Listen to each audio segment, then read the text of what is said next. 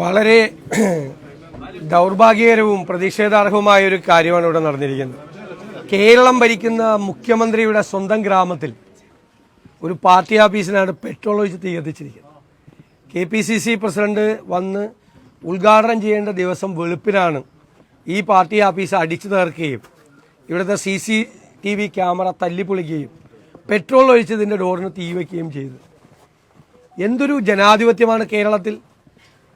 കേരളത്തിലെ മുഖ്യമന്ത്രിയുടെ സ്വന്തം ഗ്രാമത്തിൽ മറ്റൊരു പാർട്ടിക്കാർക്കും പ്രവർത്തിക്കാൻ അവസരം നൽകില്ല എന്ന് പറയുന്ന ഈ ഏകാധിപതിയായ മുഖ്യമന്ത്രി, അദ്ദേഹം ഇതിന് ഉത്തരം പറയണം. ഇതിന് ഉത്തരവാദികളായ മുഴുവൻ ആളുകൾക്കെതിരായിട്ടുള്ള കൃത്യമായ നടപടികൾ സ്വീകരിക്കണം. ഇതിനെ തള്ളിപ്പറയണം. അത്തരം ആളുകളുമായി ഈ പാർട്ടിക്ക് ബന്ധമുണ്ട് എന്ന് എല്ലാവർക്കും അറിയാം. ഇന്നിപ്പോൾ പാർട്ടി അവരുമായിട്ട് ബന്ധമില്ല എന്നൊക്കെ സംസാരിക്കും.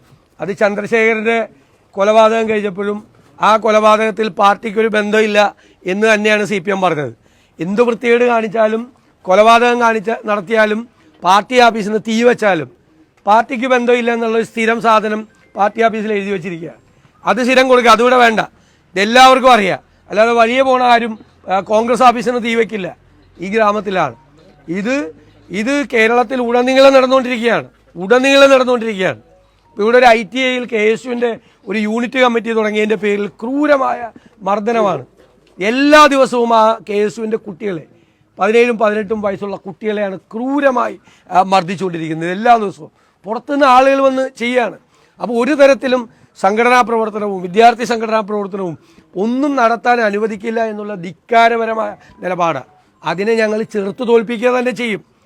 ഈ ഏകാധിപത്യം കയ്യിൽ വെച്ചാൽ മതി. അതിന് ജനാധിപത്യവാദികൾ എല്ലാവരെയും ഒരുമിച്ച് കൂട്ടി നമ്മൾ അതിനെതിരായി അതിശക്തമായി പോരാടുക തന്നെ ചെയ്യും. ഒരു സംശയമില്ല. പിണറായിയിലെ ഈ പ്രദേശത്ത് രാഷ്ട്രീയ പ്രവർത്തനം നടത്തുന്ന എൻ്റെ പ്രിയപ്പെട്ട സഹപ്രവർത്തകർക്ക് ഞാൻ എല്ലാ അഭിവാദ്യം അർപ്പിക്കുകയാണ്.